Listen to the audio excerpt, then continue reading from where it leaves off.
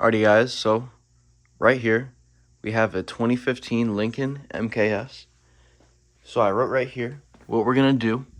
So we're doing an all-wheel drive transmission replacement, right? So the symptoms right now in this car are it shudders very hard, and there's neutral gears, so like third, fourth, and fifth, and sixth.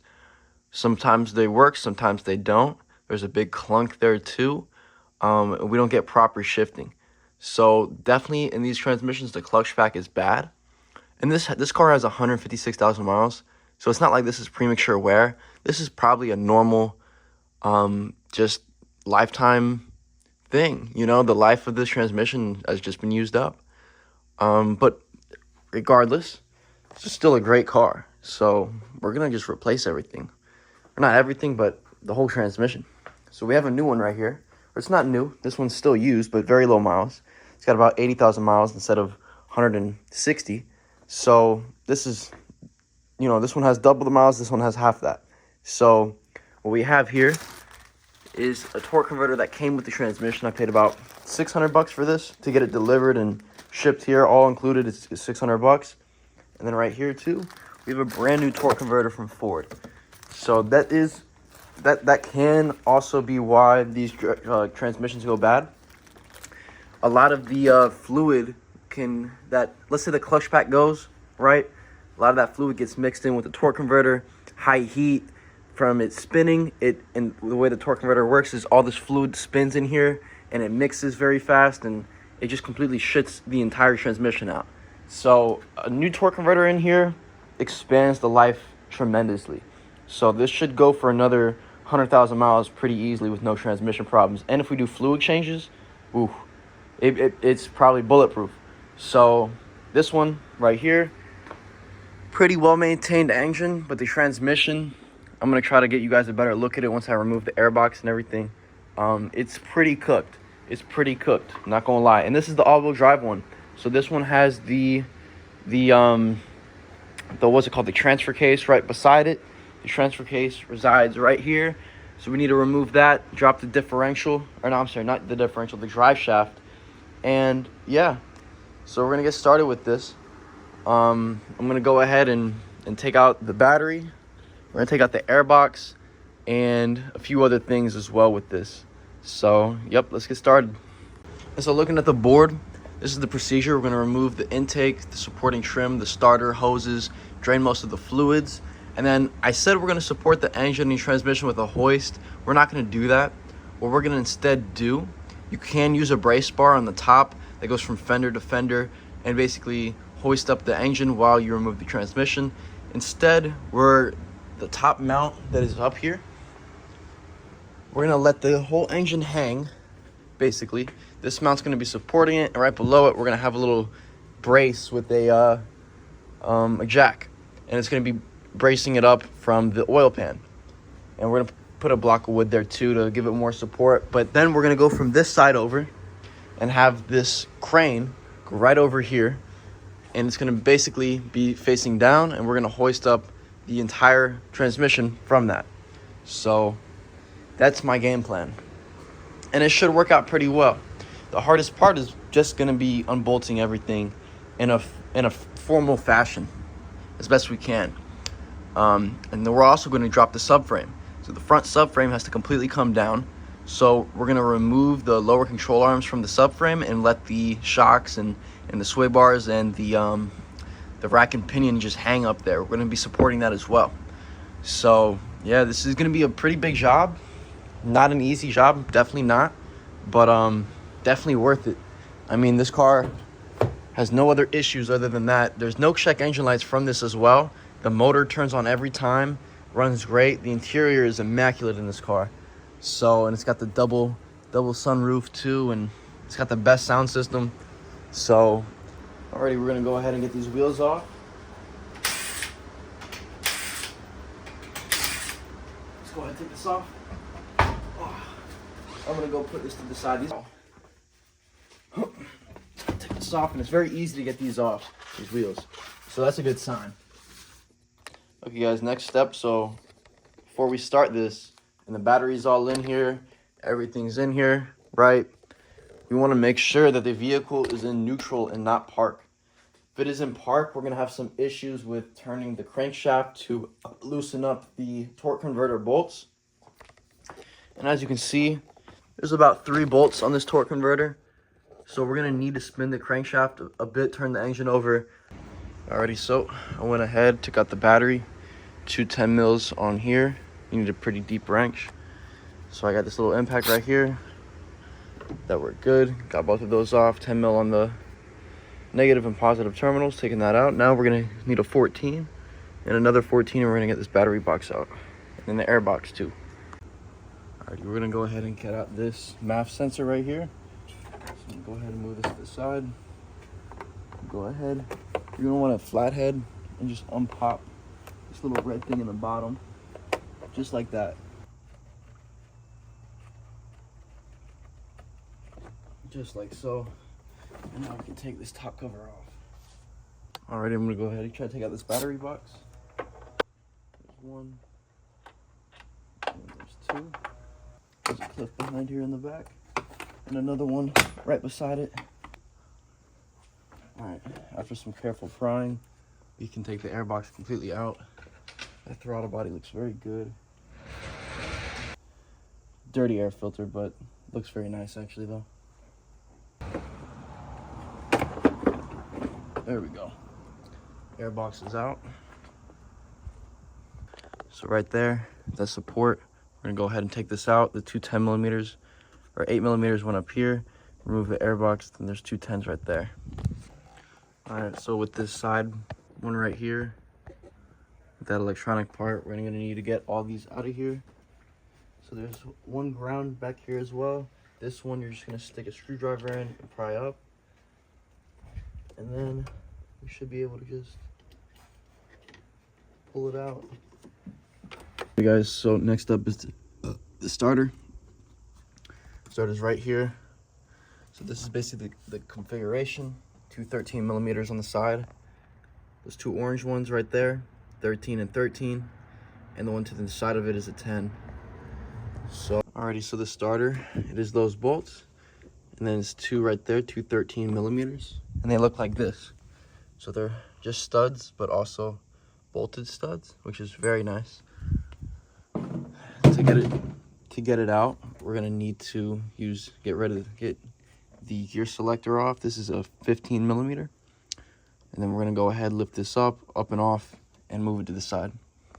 All right, so to remove the gear selector, we're gonna go ahead and get a flathead and push it in between. There's these 2 holes right here. Push this plastic retainer back, and it should just lift up just like such. Alright guys, so next up, we got 2 14s right here, or I'm sorry, we got 2 15 millimeter bolts, one right here, one right here. It's for the exhaust. And then another 2 right here, 2 15s, 2 15s. And then all the way back here, 15 millimeter right there, 15 millimeter right there. And I believe on the other side it's the exact same as well. So just go ahead, remove all those, and then drop the exhaust.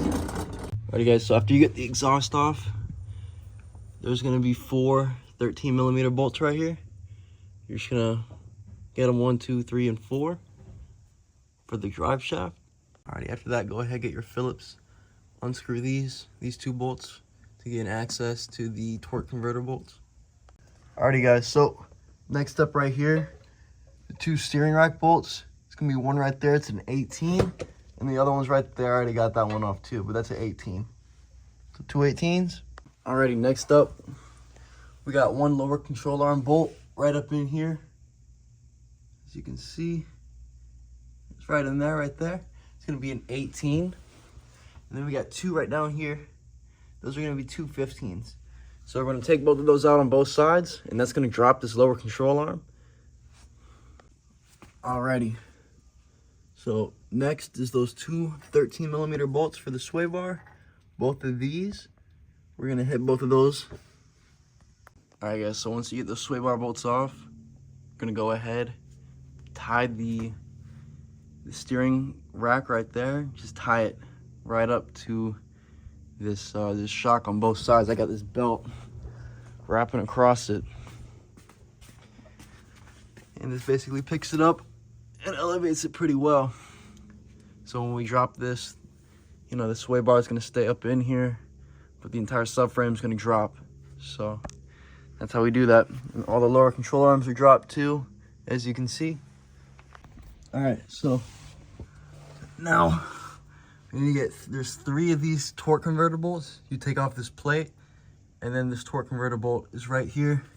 You can easily just get it with your impact. It's an 18.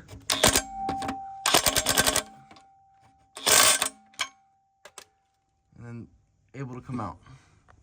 Okay, so my sway bar bolts were all rusted, heavily, completely torn threads. So I got completely new bolts from Ford. So I got 4 new ones. So you might have to do this depending on the mileage of your vehicle and if these are bad or good. These are $6 each. It's a good, these are very strong bolts. It's a good buy. So, all right guys, so next up we're gonna be doing this dog bone motor mount and get these 2 10mm for the shield. And then the rest of the time we're gonna be using our impact to loosen up the PTU bolts. There's about 5 of them. I believe they're 15mm, all of them. And then the 13mm bell housing bolts that hold the transmission on. We're just going to be loosening them just so we don't have to over torque to get it off while there's no motor mounts up and the subframe's down. Alrighty, next one, the axle bolt. There's 2 of them, but sadly mine only had 1, so it's a 13mm right here. You can just go right through here and get that one, and then that one. But that one, that stud is completely gone on mine. So, yeah. All right, next step, go ahead, take out this axle. I already did so. What I did, since the lower control arm is off, you can rotate this to the side, take this side out first, and then pull it through. So it should look like this. All the threads are good. This axle looks perfect, nothing wrong with it at all. Alrighty, so next there's gonna be an 8mm right here, an 8mm right in the back where that other line goes, and then 2 10s right here. Remove that, and all this will just come free. Alrighty, go ahead, take this dog bone out right here, and keep all the bolts in the same order they came out because they are different. Alright guys, so upon further inspection, for me to get the PTU out, which is required to get this transmission out, you got to remove the rear exhaust manifold. The bolts there are impossible to get to from under the car. You can only get it to by taking off this intake manifold. So you got to remove this, then you can get access to it from behind, and then you will be able to complete this job. You could try doing this first. I just learned that I'm going to need to do this, so I probably should have done this first, but go ahead and start taking this off. Alrighty, first up, this one up top just pulls out. This one right here, remove that red clip, pull that red clip out, push in on the side, and it pulls right out. Alright, this one at the top, just don't bother undoing this. Just unbolt 2 bolts right up there at 8mm. Go ahead, move this right to the side. Just move that. Alrighty, to remove that plenum right there. Let me see if I can angle that camera. Right there. It's gonna be another 8mm bolt right there on that. I already took mine out. So the rest, 8mm bolts here, here, here, and around the plenum.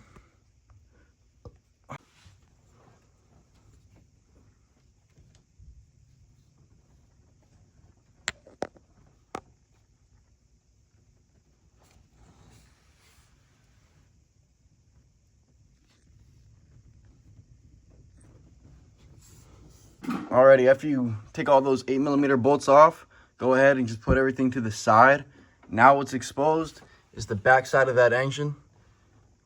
While you're here too, you can go ahead and do some spark plugs. You're gonna be able to see your valves right through here. You can check the status of those. Mine were really good. Go ahead, plug these up with some paper towels. All right, guys. So after you get all the bolts for the cat out, go ahead and remove this the axle nuts. I guess there's 2 studs on here, so go ahead and remove these. There's like 2 13s on the back of them. You can see them right here, so you can be able to get out the cat.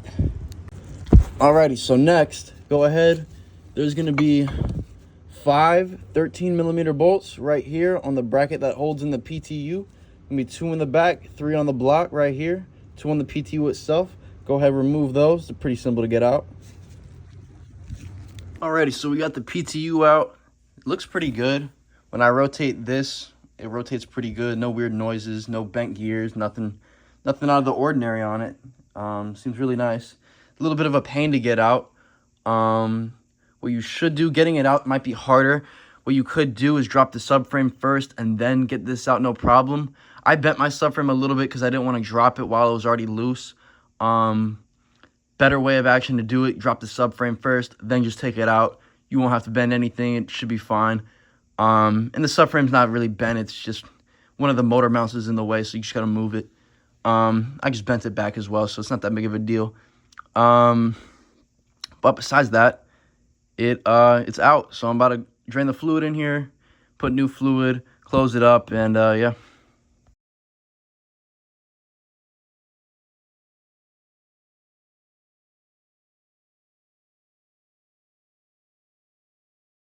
Alrighty, next step, take out the 2 13mm bolts holding in this transmission mount. Right here, you could leave this one on because we're just going to be dropping the subframe from here. Alright, remove the 2 13 bolts right here. And this one is a 21. Pretty sure it's a 22. And the ones up front are 21s. Alrighty, so there's 2 subframe bolts on each side. One right here, and on the other side, these are 24. The ones in the front right here are 21. So there's 2. Those are the rest of the subframe bolts. Alright, once all the subframe bolts are out, you can go ahead. I put a jack on each of the parts of the subframe, so we're gonna go ahead and just lower the back first because this one is gonna get caught in the front here. So we're gonna lower the back, it's gonna come out, we're gonna push it backwards and pull it out.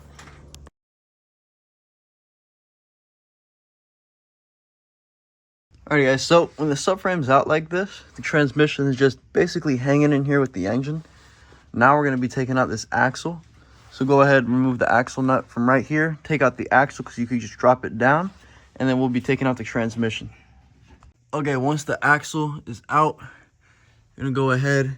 It's going to be 3 13mm bolts right here. One behind here to the exhaust. And on the other side... All right, and there's another 13 over here, another 13 over here, and there should be one up top as well with the motor mount. Okay, so I got most of the bolts.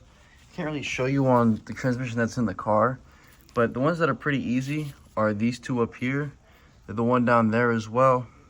This is gonna be the hardest one. It's gonna be right here. It's just difficult to get because the heater hoses are in the way. There's a lot of wiring there as well. This one, just try to get a wrench on it, just a standard wrench, and just pry off. But this one will be the hardest bolt. I recommend doing this one first. Okay guys, and here's the bell housing bolts. There's about 9 of them. When I had my spare transmission, or my transmission that I have to swap in, 1 extra came with it. So yeah, so there's about 9 bolts though that go with this. And by the way, this is the trickiest one, but it's very doable. Okay, so right here, there's only 3. There's 3 bell housing bolts on this side. This is right by the cat. And there's 2 down here, 2 on the other side, and another 3 on top. So in total, that is 10 of these 13mm bell housing bolts right here. And then the rest are right here. All right, guys, so last step, there's gonna be an 18 right here. And then there's gonna be the nut behind it. It's a self-releasing nut, so you don't have to put anything behind it. You just impact this off. And there's gonna be 1 13 right here. The rest are gonna be 15. So you can hit these, 15, 15, 15, and then a 13. In the back, it's gonna look like this. And here's the self-locking nut. It's pretty cool, pretty big. So I got a new motor mount in here, so I'm gonna put that on. But now, I'm about to just take out the entire transmission. So we're about to loosen these once I found my 15, and we're gonna pull it out. So what I did to pull it out, we have the motor jacked up on a block right here. And then we have this one up on the stand. I'm gonna lower it all the way down, put it on this rug, tip it over to the side, and pull it out with the rug as my puller. So, and then I'm gonna do kind of the same process with this one, but I'm gonna raise it up with the crane. That's why there's those straps around it. Put the crane over here, raise it up, bolt it in, and that's it. Alrighty guys, so it went perfectly to plan. Converter was not sticking, came out extremely well. Nothing weird happened. Went perfectly fine. That's the old one. Just put it on the carpet, took it off the jack, and there we go. That mount is cooked though. That mount just flew out. So I'm about to replace that. That's why I got the replacement. We're about to show you how to put an inline filter in one of these lines. And yeah, guys, that's pretty much it. Alrighty guys, so you can see clearly the amount of wear that was already in here. I could tell when it was in the car, this would just be sagging down, this big centerpiece. It's not at all supposed to be like that. It's supposed to just be in here, one unit attached to the rubber up here. And this is completely cooked. This is probably the worst mount I've seen in a while. So, alrighty. So, we got the car, or I'm sorry, we got the transmission hoisted up into the car. We're almost ready to bolt it in. So what we did first, we put the crane, pulled it up right through there. This is without taking any of the hood off. And then we put the transmission jack with the jack right beside it. Hoisted it right up there. And here's the old one right here. So, yep, there we go. Alrighty guys, so we got the transmission back in there. The bell housing bolts are all bolted down. The shifter linkage is bolted down. The motor mount's bolted down. We don't have the subframe in yet, but what I'm about to do is put in the PTU. Right, so over here, got the PTU already. I flushed out all the oil. And then with this one, this seal, what I did is I put the new seal in and I heated it up to 200 degrees with a heat gun. Got a block of wood and just hammered it in very lightly, not too hard. And it works perfectly now. So if I spin this, it spins with it. So as you can see, so now we're about to put the PTU back in. And these gears look great, so we're about to get started with that. Alrighty guys, so now I got the entire engine and transmission back in the car, exactly how it was before. I put the subframe in. And the exhaust and everything just how it's supposed to be, and it runs perfectly now. There's no check engine lights. It starts up perfectly as it did before. So I'm going here, go ahead and start it.